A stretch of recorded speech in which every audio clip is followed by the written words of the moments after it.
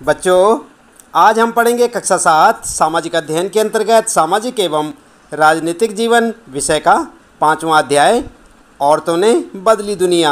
हम आपको बताएंगे बच्चों इस पाठ से संबंधित प्रश्नों के उत्तर। तो चलिए शुरू करते हैं। सबसे पहले देख लेते हैं पाठ के अंतर्गत पूछे गए प्रश्न और उनके उत्तर, यानी कि जो पाठ के बीच बीच में प्रश्न पूछे होते हैं सबसे पहले उनके उत्तर आइए जान लेते हैं।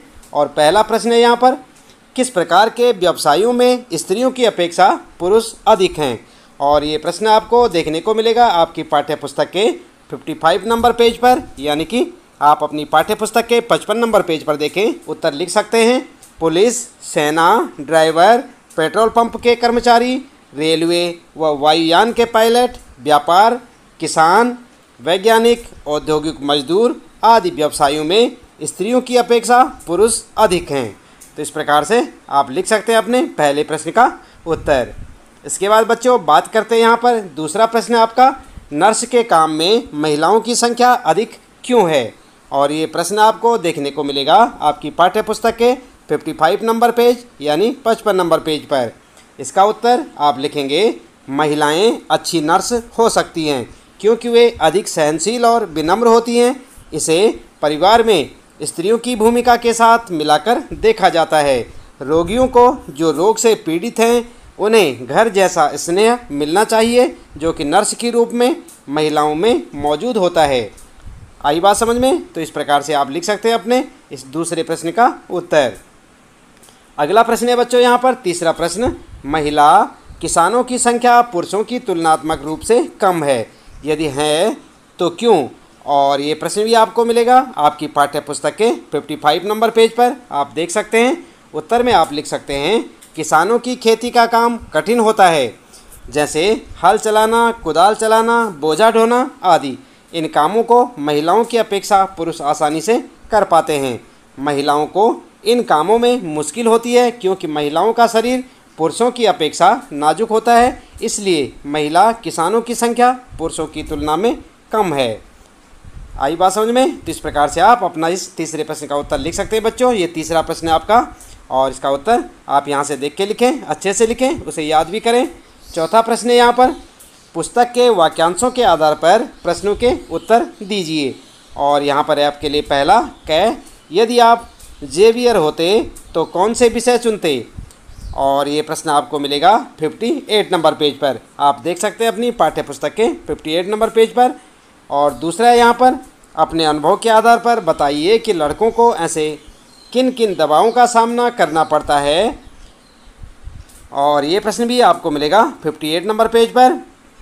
उत्तर में आप लिख सकते हैं इन दोनों प्रश्नों का उत्तर। सबसे पहले लिखेंगे आप क प्रश्न का उत्तर, यदि हम जेवियर होते तो इतिहास विषय को ही चुनते क्योंकि कोई भी विषय खराब नहीं होता।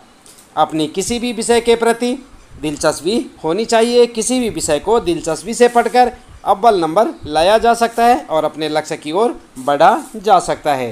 तो ये था आपका क का उत्तर। अगला है आपका ख प्रश्न, जिसका उत्तर हम आपको बता रहे हैं। ख का लिखेंगे, लड़कों को निम्न दबावों का सामना करना पड़ता है। नंबर 1, माता पिता के अनुरूप परीक्षा में अंक लाने का दबाव। दूसरा लिखेंगे, कई बार लड़कों को अपनी इच्छा के विरुद्ध विषय का चुनाव करने का दबाव। और तीसरा लिखेंगे, लड़कों पर एक अच्छी नौकरी हासिल करने का दबाव। तो इस प्रकार से आप लिख सकते हैं बच्चों अपने इस चौथे प्रश्न का उत्तर।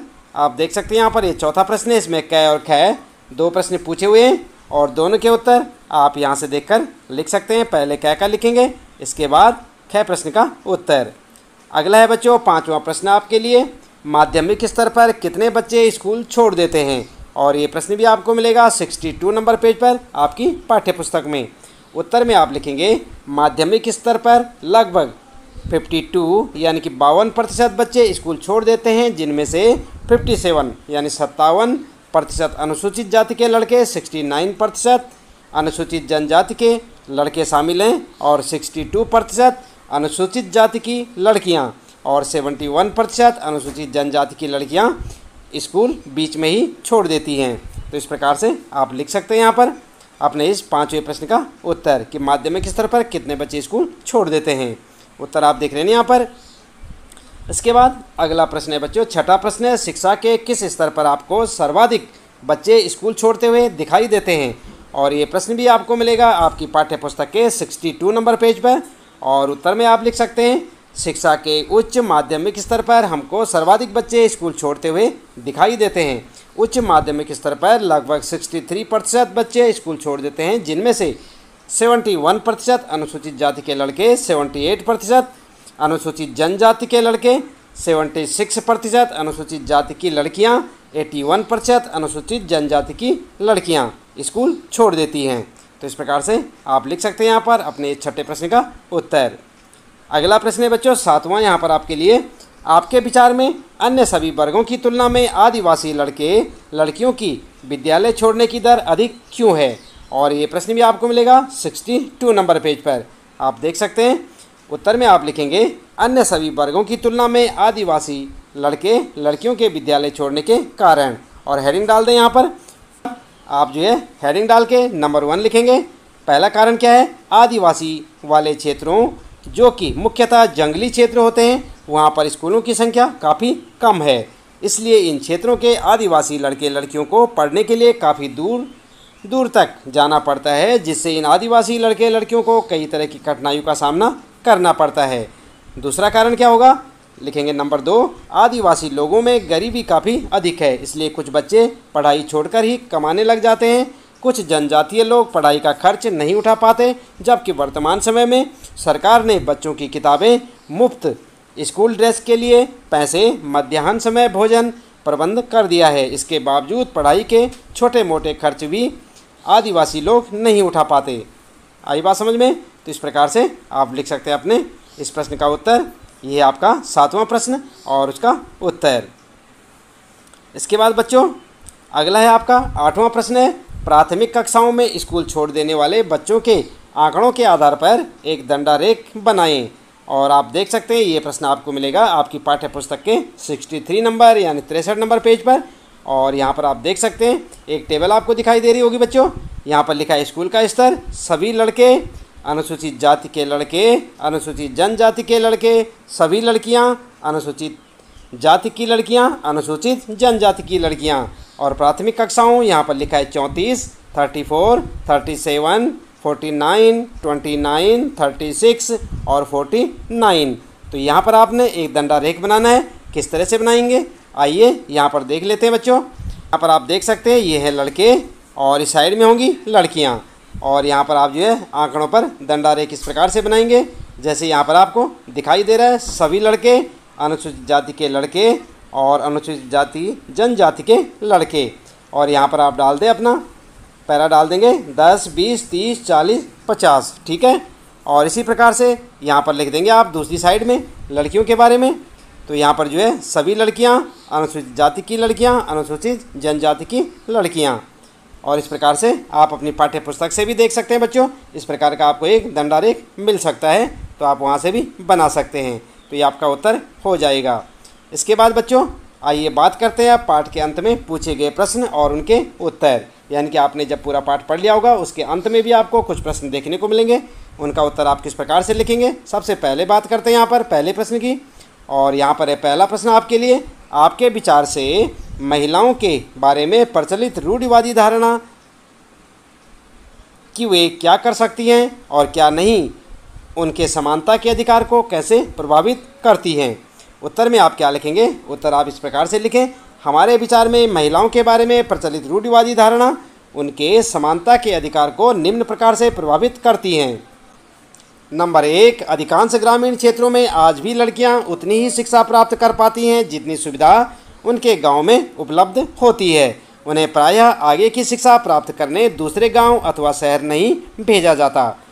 दूसरा पॉइंट लिखेंगे आप, अधिकांश ग्रामीण क्षेत्रों में आज भी घूंघट प्रथा, लड़कियों को कम उम्र में शादी करना, लड़कियों को चार दीवारी तक सीमित रखना आदि प्रथा प्रचलित है। अधिकांश परिवारों में लड़कियों के स्कूली शिक्षा पूरी हो जाने के बाद उनकी शादी कर दी जाती है। ठीक है। अगला पॉइंट है तीसरा, अधिकांश ग्रामीण क्षेत्रों में या अशिक्षित परिवारों या रूढ़िवादी परिवारों में लड़कियों को पराया धन मानकर परवरिश की जाती है और लड़कों को वंश चलाने वाला माना जाता है, इसलिए उनकी परवरिश लड़कियों से बेहतर यानी कि अच्छी की जाती है। चौथा पॉइंट लिखेंगे आप, अधिकांश लोग अभी भी यह मानते हैं कि लड़कियों का मुख्य कार्य भावी परिवार के उत्तरदायित्व को निभाना है, जिसके लिए उच्च शिक्षा के स्थान पर अन्य कार्यों जैसे पाक कला, सिलाई बुनाई आदि की अधिक आवश्यकता होती है। ठीक है, तो इस प्रकार से आप लिख सकते हैं बच्चों अपने प्रश्न का उत्तर। ये आपका पहला प्रश्न पाठ के अंत में पूछे गए प्रश्नों में से कि आपके विचार से महिलाओं के बारे में प्रचलित रूढ़िवादी धारणा कि वे क्या कर सकती हैं और क्या नहीं, उनके समानता के अधिकार को कैसे प्रभावित करता है। इसका उत्तर आपने देखा भी। इस प्रकार से आप लिखेंगे, ध्यानपूर्वक लिखें बच्चों और इन्हें अच्छे से याद भी करें। इसके बाद आइए देखते हैं यहाँ पर दूसरा प्रश्न आपके लिए। कोई एक कारण बताइए जिसकी वजह से रास सुंदरी देवी, रमाबाई और रुकैया हुसैन के लिए अक्षर ज्ञान इतना महत्वपूर्ण था। तो यहाँ पर जो है उत्तर आप इस प्रकार से लिख सकते हैं। उत्तर लिखेंगे, रास सुंदरी देवी, रमाबाई और रुकैया हुसैन के लिए अक्षर ज्ञान इसलिए महत्वपूर्ण था क्योंकि तीनों पढ़ाई और अक्षर ज्ञान के लिए काफ़ी उत्सुक थी और ये तीनों धनी परिवार से संबंधित थी, जिसके कारण उनके लिए यह सब संभव हो सका। ठीक है, तो इस प्रकार से आप लिख सकते हैं बच्चों यहाँ पर दूसरा प्रश्न ही आपका और इसका उत्तर लिखेंगे। तीसरा प्रश्न आपके लिए, निर्धन बालिकाएं पढ़ाई बीच में ही छोड़ देती हैं क्योंकि शिक्षा में उनकी रुचि नहीं है। पृष्ठ 17 पर दिए गए अनुच्छेद को पढ़कर स्पष्ट कीजिए कि यह कथन सही क्यों नहीं है। तो आप कहाँ पर देखेंगे इसे, आपको एक अनुच्छेद मिलेगा प्रश्न नंबर 17 पर। ठीक है, उसे देखकर आप बताएंगे कि यह कथन सही क्यों नहीं है। उत्तर आप इस प्रकार से लिख सकते हैं बच्चों। उत्तर लिखेंगे, यह कथन सत्य नहीं है क्योंकि निर्धन बालिकाएं पढ़ाई बीच में ही छोड़ देती हैं। इसका कारण उनकी रुचि न होना नहीं है बल्कि दूसरे अनेक कारण हैं। ठीक है, और क्या क्या कारण है। नंबर 1 लिखेंगे आप, दलित, आदिवासी और मुस्लिम वर्ग की लड़कियों के स्कूल छोड़ देने के अनेक कारण हैं। देश के अनेक भागों में विशेषकर ग्रामीण और गरीब क्षेत्रों में नियमित रूप से पढ़ाने के लिए न उचित स्कूल हैं न शिक्षक। यदि विद्यालय घर के पास नहीं है और लाने ले जाने के लिए किसी साधन जैसे बस या वैन आदि की व्यवस्था न हो तो अभिभावक लड़कियों को स्कूल नहीं भेजना चाहते। ठीक है, ये पहला कारण है। दूसरा कारण, कुछ परिवार अत्यंत निर्धन होते हैं और अपने सभी बच्चों को पढ़ाने का खर्चा नहीं उठा पाते हैं। ऐसी स्थिति में लड़कों को प्राथमिकता मिलती है और लड़कियों को नहीं पढ़ाया जाता। अगला कारण है बच्चों तीसरा, बहुत से बच्चे इसलिए भी स्कूल छोड़ देते हैं क्योंकि उनके साथ उनके शिक्षक और सहपाठी भेदभाव करते हैं। तो इस प्रकार से आप ये 3 कारण यहाँ पर लिख सकते हैं।